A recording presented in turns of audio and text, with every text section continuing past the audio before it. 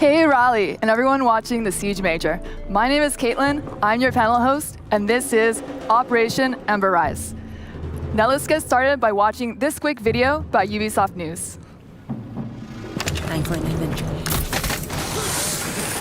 Operation Ember Rise is bringing that super hot fire to Rainbow Six Siege with 2 new operators and a newly reworked map. The defender bringing the heat is Goya, who can use his Vulcan Shields to create strategic cover points, deny entry to the attacking team, and serve up the occasional operator flambe. The attacker rising to the challenge is Amuro. Her Gara Hook can quickly zip her up to rooftops, exterior windows, open hatches, and skylights. We've got the details you need to know about the new operators, as well as a tour of the newly reworked Canal map. First up is Goya. This operator from Mexico's FES unit is a savvy tactician who can rapidly deploy his Vulcan Shields to stymie incoming attackers. The Vulcan Shield shares all the attributes of a deployable shield, including the new look and the new Snap to Doorways feature, but the Vulcan Shield has a surprise. Anytime Goya, his teammates, or even the attacking team sets off the incendiary core attached to the back of a Vulcan Shield, there's a small explosion, followed by a prolonged "oh my god, it's all on fire" effect that you definitely don't want to try running through. The explosion can be triggered by damaging the core directly or destroying the shield entirely, so Goya doesn't necessarily have to stick around and be the one to set it off. In fact, this medium speed, medium armor operator can be quite deadly while either roaming with his Vector 45 ACP or hunkering down with the TC-SG-12 shotgun. If things go bad, his shields are still a threat even after he's been killed, especially when paired with a Kapkan trap. But the threat goes both ways. While Thatcher's EMP grenades and Twitch's drone can't disable the incendiary core, and IQ can't detect it, the Vulcan Shield is still a deployable shield at heart, meaning it can be destroyed, and the explosion triggered by a frag grenade. Or Ash's breaching round. You could also use Zophia's impact grenade, or Sledge's hammer. This is fine. On top of that, anyone with a clear line of sight to the incendiary core can set it off, meaning a poorly placed Vulcan Shield can work against the defending team. The goal with Goya is to leverage the power of the Vulcan Shield and deny entry to enemies at critical moments, or simply buy your team some time early on. When the attackers are pushing, or when the round is coming to an end, trigger your Vulcan Shields to keep them away from the objective or cover your flank. A well-timed Vulcan explosion can be the difference between lighting up the scoreboard or going down in flames. While Goya seeks to impede the movement of his enemies, the Peruvian attacker Amuro can get around the map like no operator before. This is her Gara Hook, and it lets her zip to any repellable ledge or window to quickly position herself where defenders aren't expecting her to be. And once she's inside the building, the Gara Hook lets her travel up through open hatches and skylights. That's a first for Rainbow Six Siege, and defenders will have to adjust their strategy accordingly or pay the price. When it comes to choosing your destination, the Gara Hook makes it easy, clearly showing what it can or could grapple to. You can't grapple to something that's too far away or too far below your position, but you can use the hook for horizontal traversal, as long as you're entering a window. Once inside a building, you can't target anything but open hatches and skylights. While the hook will instantly break a wooden barricade on a window, a castle barricade will prevent you from even targeting it. And a closed hatch will need to be opened before you can ascend through it. Amaru's Supernova or ITA-12S shotguns will come in handy if defenders leave those hatches unreinforced. This makes Gara Hook entry a bit noisy, so team communication and good droning are all the more valuable. Amaru doesn't pull her gun up until landing from the grapple, so she's completely vulnerable to Kapkan and Frost traps lying in wait. Not to mention any defenders who may have heard her entry coming.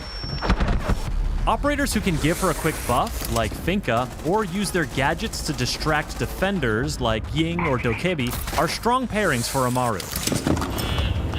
But with medium speed, medium armor, and a G8A1 LMG in her hands, Amaru is a well-rounded and very mobile force to be reckoned with. All this action has been taking place on the newly reworked Canal map.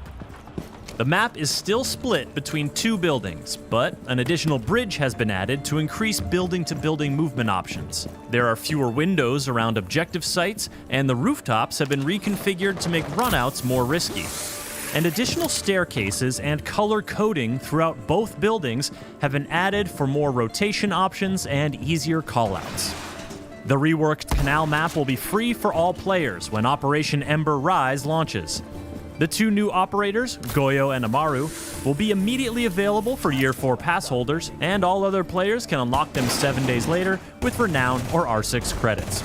For more on Rainbow Six Siege, subscribe to this channel and visit us at news.ubisoft.com. Now, to talk about Operation Ember Rise, I am joined by Senior Level Designer Jeremy Dowsett, as well as Presentation Director Alex Kaprasis. Now that we are in North Carolina, Alex, how does it feel to be back here at a major? It's beautiful, it's sunny out, it's a great time to talk about Season 3. And we will be saving all of your operator intel for the second half of the panel, as usual. And Jeremy, any interesting run-ins with bourbon and barbecue?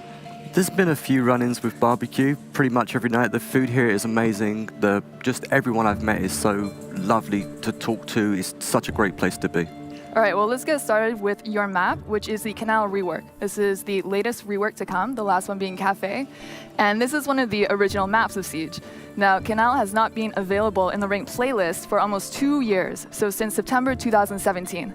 So many of you will be happy to know that with this rework, Canal will be coming back to Ranked. That's correct. We've gone through top to bottom on this map and we've totally reworked it. Obviously, adding a new bomb site makes it Ranked compatible.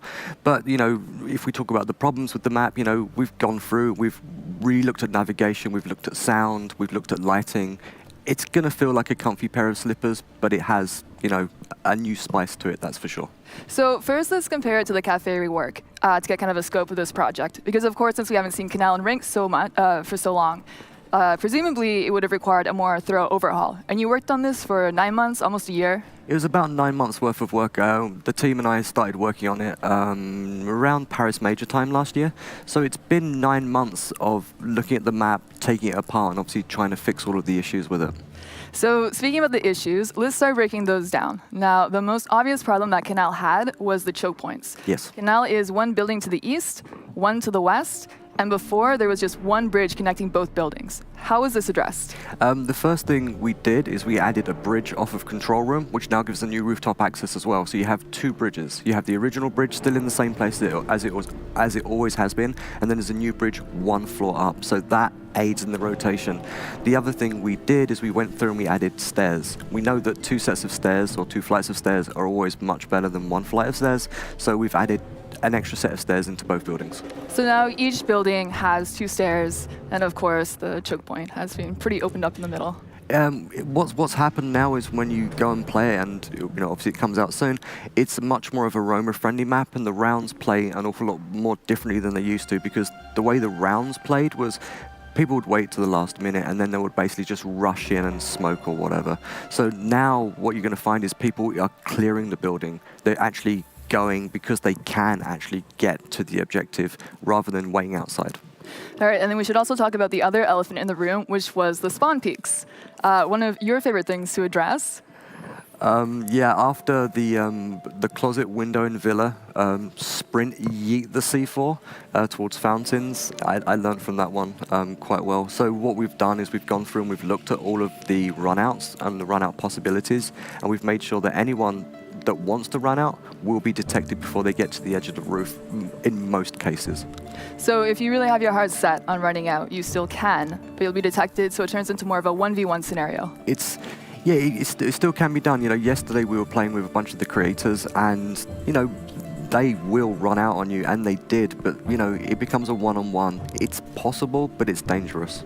Right. So it's a little bit more skill, which I think is what you're going for. Yes. All right, awesome. And then, of course, as you mentioned, Canal also received a lot of the same upgrades that the Cafe Rework had, which is like sound propagation, destruction is a lot more clear now, lighting updates as well.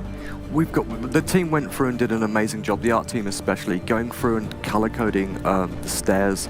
The sound team did a great job because it is a big map and there's a lot of doorways and windows. So we went through and we touched everything. There's a lot of line of sight floors now, so you can play you can defend from below, so it's actually really quite fun, and it's quite balanced. I enjoy playing it. I guess in your words, that our team actually went rogue. Yeah, I wouldn't say they went rogue. Yeah, they went rogue. So what happened is, as we've changed metrics over the seasons, basically we had to move all of the walls by 5 centimeters. That means they had to touch the shell anyway. And whilst they were rejinking the shell, they just went through and redid the entire thematics of the buildings, and it looks absolutely superb. And so we'll see when we're going through the map that when a wall is destructible, not only does it look destructible, but there are those markings on the ground, just for anyone who's new to the game or has kind of issues about looking for destructibility. So now what we're going to do is we are going to start breaking down every single bomb site on Canal. And we're going to start with the second floor. So are you ready to go through the entire map, Jeremy? I'm good to go. All right, so again, we're starting here on the second floor. The objective here is server radar. We're going to be spawning in at Sailboat, which is to the south, and we're going to be going straight there. So the spawn points in this map haven't actually changed at all. So there's still the 3 major spawn points, sailboats, floating docks, and construction. There's new art assets, nothing too serious, but there is some new stuff to block lines of sight. We're going to go in through reception. What people would notice with reception is we've actually changed the rotation of the desk, so it actually aids in navigation. And if you look sneakily to the left, archives is much wider now as well. The original bridge is still off to the right, and this is blue corridor, and you can see the markings that are on the floor to show you where the destructible walls are. And then you go through, and you're going to come up a new area, which is printer stairs, which is a new rooftop access. And this access, on the right, there's a window, and then you have the new tunnel that goes to control room. Now, control room radar used to be one massive plant zone. So what we've done is we've actually split it down. Renovations are still there. I know people love renovations on the soft wall. So the plant zone is actually much smaller, so people have to commit. All of the blue walls here are destructible. Then you're into red corridor, going towards green stairs, and then you're going into server. Now, server used to have the corridor around it. We removed it because you get confused. So the bomb sites are side by side. You can blow the walls and have a lot of rotation. It's line of sight, and there's 3 hatches in this area. So this objective especially, it used to kind of feel like sitting in a glass aquarium for the defenders. There were a lot of windows that opened up directly onto the site, but we don't see any of that now. Basically, when we go through and we start iterating upon the map, we shut down all of the windows. So the first thing we did on this map is we shut the windows, and then bit by bit we opened them. Obviously, like you say, you felt like you're in an aquarium. The gameplay is still there because that's the flavor of the map. You still can actually snipe from the rooftop, but the field of view and the angles now is actually much, much finer. So you need to really time your shots. Runouts are harder, sniping's harder, it's more skillful. Yes. All right, so now let's move down to the first floor. There are 2 objectives here. There is one to the west, which is Coast Guard Mini Lounge, and then there is one to the east. I have that backwards. There's one to the east, and no, I have that right, okay. It's maps and security. Yeah, we're going to maps and security, and we're going to go up to the second floor first, and then we're going to go down to the first floor. So maps and security maps hasn't really changed too much, but people will recognize it. Construction, everyone's going to remember, it hasn't actually changed all that much. There's a few new props, but the path is still the same from the spawn points. You'll see the nice new red stairs that are covered to stop people come running down and doing early kills. You will get detected by the time you're at the bottom. You come in through construction entrance, and then we have the entrance, and if you go hard right, you'll go into green stairs, back up to server again. Now, what's really nice about this is with the stairs and the walls, it's really easy to call out, and it's actually much easier for people to navigate because it's just cleaner and much nicer for the players. You blow the hatch and you can drop straight into security. Now, with security, if you remember, there used to be a locker room. That's changed. We've put a door through now, so you can actually go between the two bomb sites, between maps and security. And then the kitchen is still off on the right-hand side. You'll notice there is actually a window in projector just to the side, so you can still get shot at from the roof or across the buildings. And obviously there's a window in kitchen if you want to try and come through. Right, and so this is an objective that's been changed so that you have to commit when you go onto the site. You really need to get through the door, and it's one of the sites where you're going to find that you can actually defend it remotely, and I think we'll see a lot of that being played. All right, so let's go on to the other objective on the first floor to the west. We're actually going to spawn in construction again, so this is a bit of a longer route to take, and instead of going up to the second floor first and then working our way down, we're going to go from the basement. So, everyone remembers Coast Guard meeting. There's been a number of significant changes to this area, but it's still going to feel quite familiar. So we're off at Coast Guard again. You can obviously see the wonderful submarines that are docked there. You come through, and the route we're going to take is we're going to go down into Garage. Garage is now external rather than being internal, with the doorway to the red stairs on the left-hand side. So this is now, you know, a place where the defenders can't go. So we've closed it up a little bit. Obviously, we're underneath the new bridge. You can see the windows that go up into football, and we're going to go into lockers.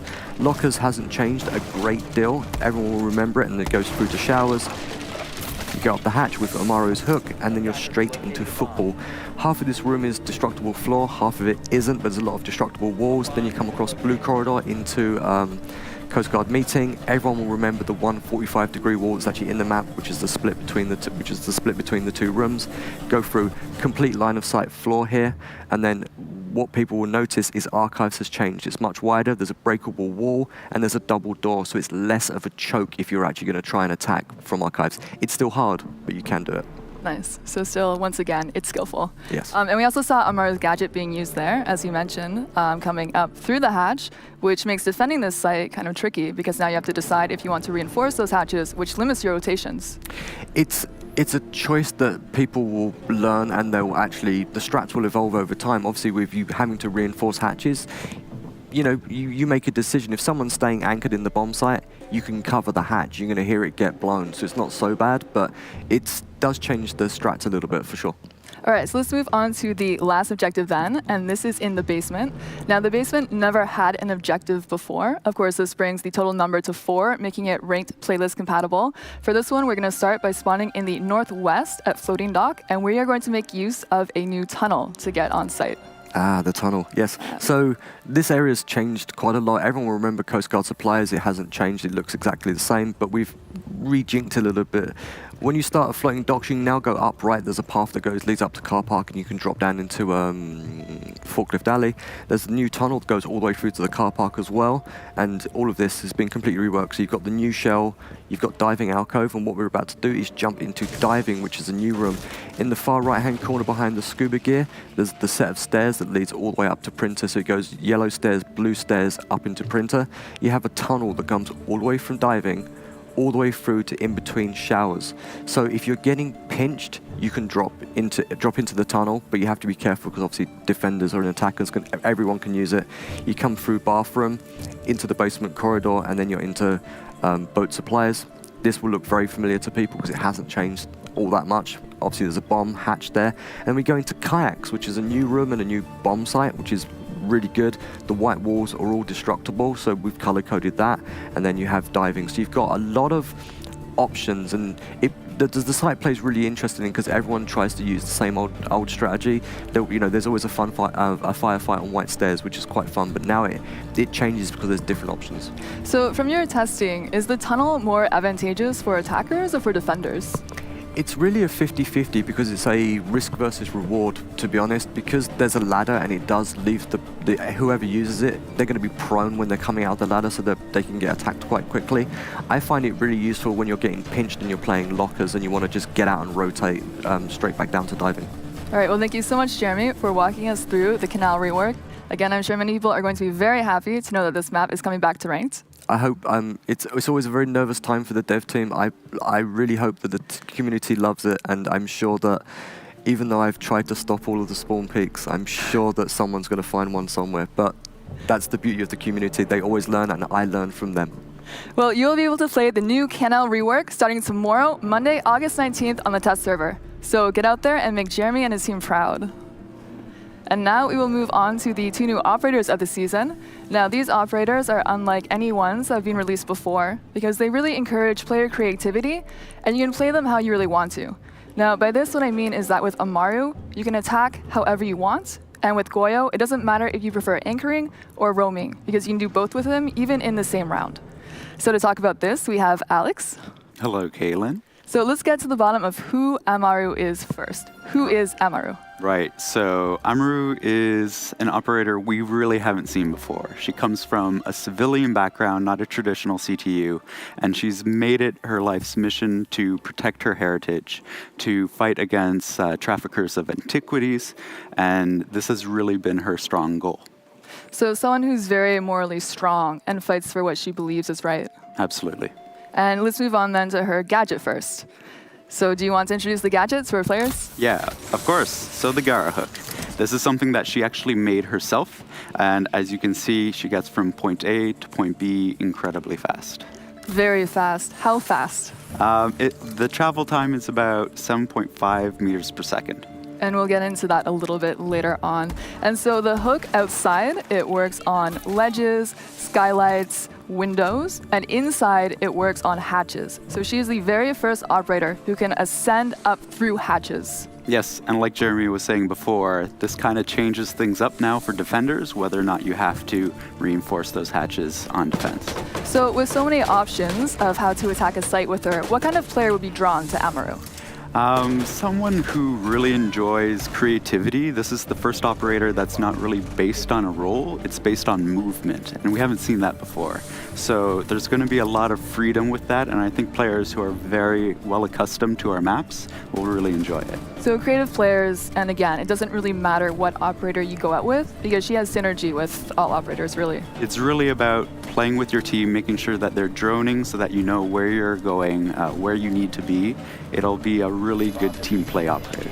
All right, so let's talk about her loadout. Starting with her primary loadout, Amaro comes with either a Supernova or a G8A1, so a shotgun or an LMG. And what's interesting about this is that the Supernova now comes with a silencer attachment, and the LMG has an angled foregrip. Now, the silencer, that's not for sneaky shotgun kills, is it, Alex? Not really. So for hatches, you have to break them first in order to get up them. So the silencer just helps her be not announcing her position as loudly as before. And then with the LMG, having that new angled foregrip means that she can ready the weapon a little bit quicker. Right, because she'll probably be popping up from a hatch, maybe literally on site. Yep. And you don't want to spend a year bringing that gun up to your face. Absolutely. All right, and so for her secondary loadout, she has the option of taking either a shotgun again, which is the IDA 12S, or an SMG, the SMG 11. And what's great here is that even if you take the LMG for your primary, you still have the option of taking a shotgun so that you can still open up hatches, because they have to be opened up in order to use the Gara Hook on them. Right, that's our designers just making sure that you have some options to play with and that everything fits with her kit. So her secondary gadget options are either breaching charges or a claymore. The claymore is really useful if you need someone to watch your flank. So if you're zipping around the map, going through hatches, and you're worried that a defender might follow you through the hatches, then it's useful to put down a claymore to warn you of that. Right, and if you want the breaching charge, this opens new ways to flank, to move through some of the jungle of a map to make sure that you get to the objective quickly. So both of them are good picks overall. Yeah, absolutely. All right, so then let's talk about what I'm sure people are waiting for, and that is how do you counter Amuro? And we'll first touch on the strongest counter to her. which is Castle. Castle, absolutely. He reinforces the windows so that an Amuro can't break it with just her gadget. She'll need help from a teammate, or if she wants to use a breaching charge on it, that would actually slow down incredibly a lot. And then after Castle, good picks against Amuro are Trap Operators. Yeah, so if the attacking team isn't droning, they're not checking what's beyond that window, what's beyond that hatch, Amuro could get stuck really easily. You just place them underneath those windows. And then a really strong counter to her is actually just map awareness and sound awareness. Right, so the design team spent a lot of time with this, making sure that the window is broken so that you can hear her reeling in. It gives a little bit of time for the defenders to anticipate this. And so if you have that one-on-one confrontation with an Amuro bursting through a window, usually the Amuro will lose 70% of the time just because of the noise she makes and the readying time of her weapon. So she is a very fast operator, as we mentioned, but you do have the ability to hear her when she's coming and do something about it. Right, so it becomes important for an Amuro player to play smart, not too aggressive, and really use roaming and quick speed to pop up one place and disappear and re-move somewhere else. All right, let's move on to the second operator of the season then, which is Goya. Who is Goya, Alex? So Goya has had a bit of a tragic past. He lost his father and his brother at a very young age. So it was his mother who raised him, and his mother's best friend, who actually happened to be Amuro. So Amuro took him under her wing, taught him everything he knows, and that's why they have such a close friendship. Yeah, I don't mean to add to the heat puns, but just looking at the graphics and everything, you can see that there's this like warmth between them and this connection. Yes, so we'll actually have more to tell about their friendship, and you'll see it more with the CG that we'll be releasing right before the season starts. All right, let's talk about Goyo's gadget then, which is the Vulcan Shield. Right, so he gets 3 of these. These are the new deployable shields that will be dropping in the season as well. He attaches this canister that can be triggered by a ballistic or by an explosion, and it's really used to funnel attackers into one choke point, trigger it, and delay as much time as possible.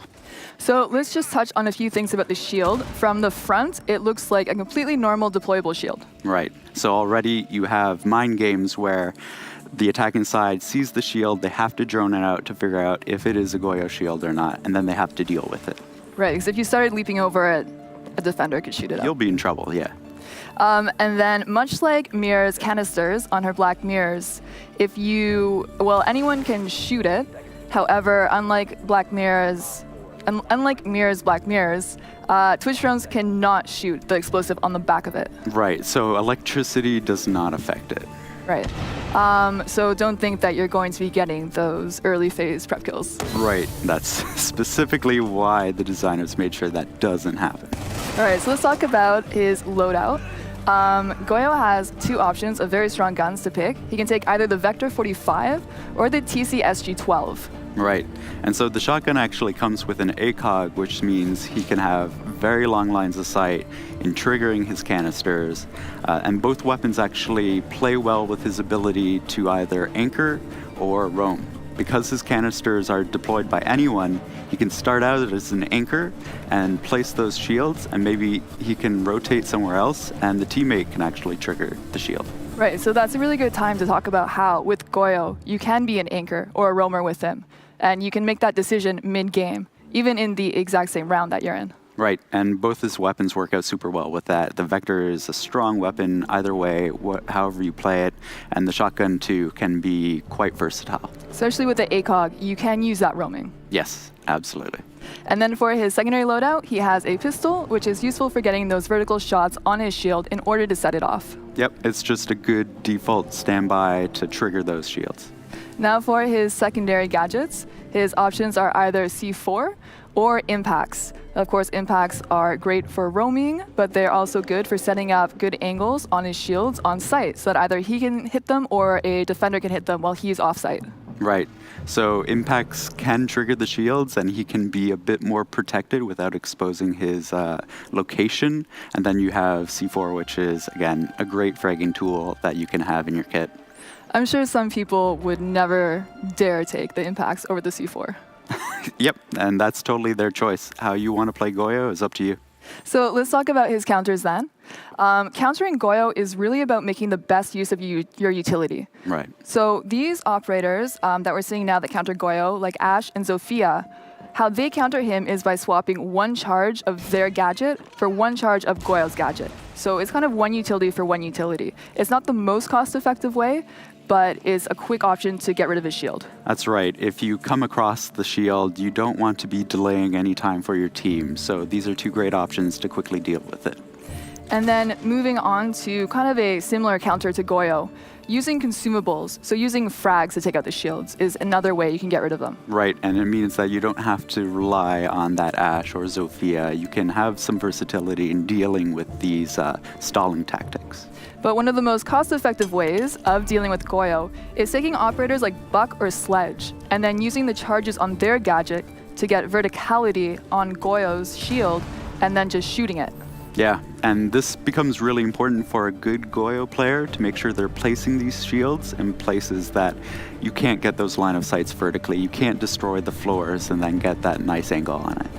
And of course, just anyone shooting it with a bullet is very cost-effective. That will absolutely do it. So that is the first look at both Amuro and Goyo. Both of these operators will also be available to play starting tomorrow, Monday, August 19th on the test server. And now we're going to talk about other upcoming features of the season. More with Alex. Yeah, and we have a lot of them. Yes, there are a lot. We'll start with player behavior changes first, though. Right, so the player behavior team has been working really hard on some quick fixes that actually really improve the game.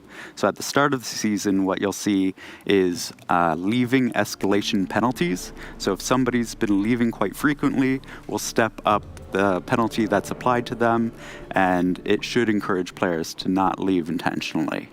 On top of that, we also have, we'll be detecting if somebody is AFK at the start of the prep phase, and if they have the diffuser, they'll actually drop it automatically at the start of the round. That way you don't have to team kill to get that diffuser on your team. Then, during Season 3, we'll be introducing a couple more changes, which is squads and reverse friendly fire. So we know we've been listening to the community feedback. Reverse friendly fire has been working really well, but there is this failing where squads can team up on one individual player. They can pick on them, and they don't get a sanction applied. So now we'll be talking about the squad as a total. We'll be getting that reverse friendly fire sanction as a group. So it's especially appreciated if you're someone who solo queues a lot. Yeah, these are really small changes that make a big, big difference. And now let's talk about upcoming changes to the playlists. Yes, so we started last season with a lot of changes for Ranked, and that's really our end game content. We want players to be playing Ranked playlists. It's the most rewarding, it's the most competitive, and we want to make sure that we help players get to that content. So one of the changes we're making right now is introducing a new rank called the Champions rank. This is above Diamond tier, above 5,000 MMR. Anybody who reaches above this will be assigned a number, and they'll be compared to other players who have the same rank. Then we're talking about rank distribution. We've changed it up a bit. You'll see the bell curve now lies a little bit closer to the silver, and we've added more ranks at the lower tiers. This way you'll be progressing a little bit more steadily, and it means that gold is a little bit more important now when you do achieve that rank. We have a change to the map pools that I know people will be excited about. So for Ranked, we're actually reducing the size of the map pools. We're taking out Hereford, Theme Park, and Fortress, and we're adding the new Canal Rework. And you also see Casual will be reduced a little bit more, just so that it's easier to learn the maps that you're playing and you're well aware of what you need to do.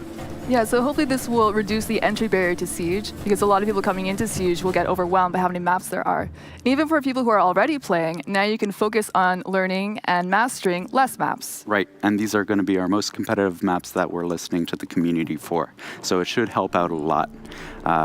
And then one last thing to announce is a new playlist that's coming to Siege, which is the Unranked playlist. This is ranked rules without all of the stress of actually playing ranked. So you now have this in-between between casual and ranked that players can progress through and feel confident in when they want to play ranked. So this is especially useful for people who really suffer from ladder anxiety. Yeah, absolutely. All right, so we are also going to announce that Siege is getting a battle pass. Rainbow Six Siege is getting a battle pass. In Year 4, the battle pass will be deployed in 2 phases. Phase 1 is the mini battle pass, named Call Me Harry. It'll be short, 7 days and 7 tiers, and completely free. As you play, you earn battle points that unlock tiers and rewards. So the more you play, the more you earn. Upon completing the pass, you'll receive the unique Harry Chibi charm. Call Me Harry will be available during Operation Ember Rise. Phase 2 is coming in Season 4 this year. It'll be a full-fledged battle pass. Here's how it'll work. There will be 2 tracks, a free track and an optional premium track. You progress through both tracks by playing and earning battle points. Even if you choose not to unlock the premium track, you'll still be able to collect rewards on the free track. So while the battle pass is active, everyone gets more rewards for playing. Finally, through the battle pass, you will get to learn more about Harry and the operators of Rainbow Six. Alex, tell us why Siege is getting a battle pass. So, the Battle Pass that we're developing is a new monetization product, but it is also important for us to bring players back, that they're excited to come back, get rewarded, and we want to make sure then that the Battle Pass is something that's generous, something that's fair, and it's also our way of injecting more story now into the Rainbow Six universe. And why are there 2 phases for the battle pass? This is something we've never done before, so we want to make sure we do it right. So Season 3, we have the smaller mini battle pass. That'll be free. That way we get feedback, we can test it out technically to make sure it works. And then Season 4, we open it up. It's a full battle pass with more tiers, more cosmetics that you can actually get rewarded for, and a bigger story that we're telling. And the video also said that while the pass is active, you get more for playing. What does this mean exactly? So we always want to make sure that the Battle Pass is inclusive. So even if you don't buy into the premium tiers, you're still getting rewarded for all of the time that you're putting into the game. And there's character lore that's tied to this. Right, so this is something that's really exciting. The pass will come with descriptions and stories about our operators, about the actual cosmetics that you win. Season 4 actually will have a motion comic too that'll set up a prologue that will talk more about SI 2020. Well, thank you so much, both Alex and Jeremy, for coming and talking about the upcoming season. Pleasure. Absolutely welcome. And we're not done yet, because we have an announcement from the esports team.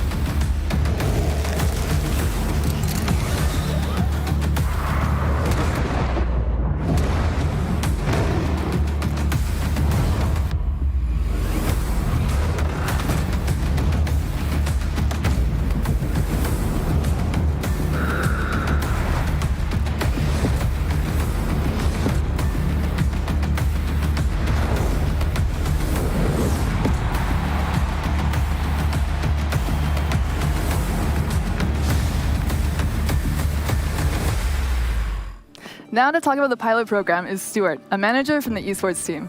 Thanks a lot for having me. We're super proud to announce Phase 2 of the pilot program and its member teams today.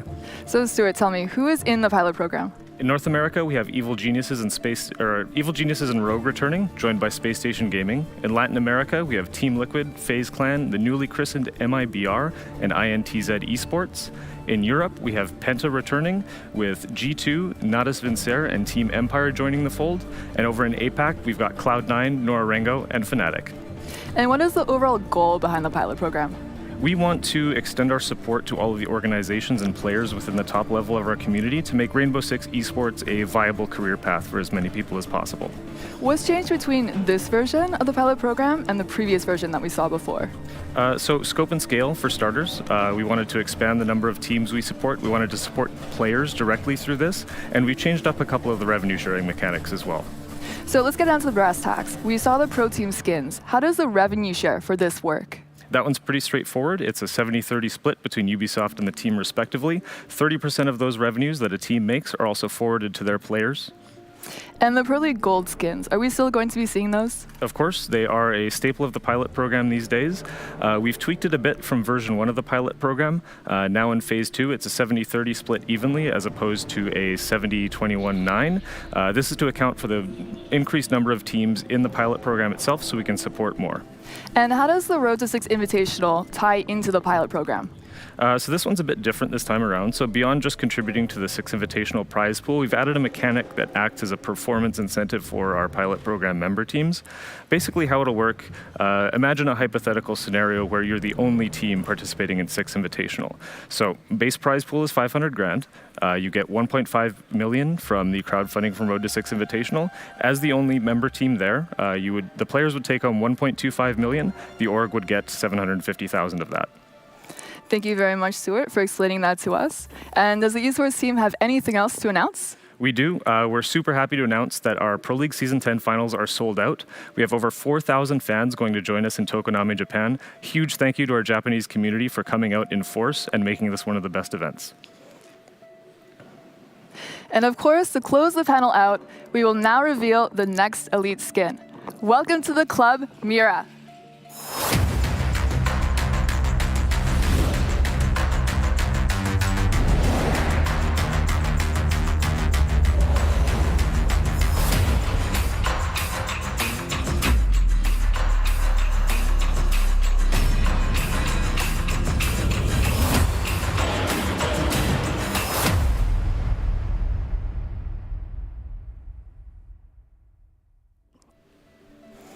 That was the first look at Operation Ember Rise. Thank you, Raleigh. Everything here will be playable starting tomorrow, once again on the test server, Monday, August 19th. Don't forget that date. And stay tuned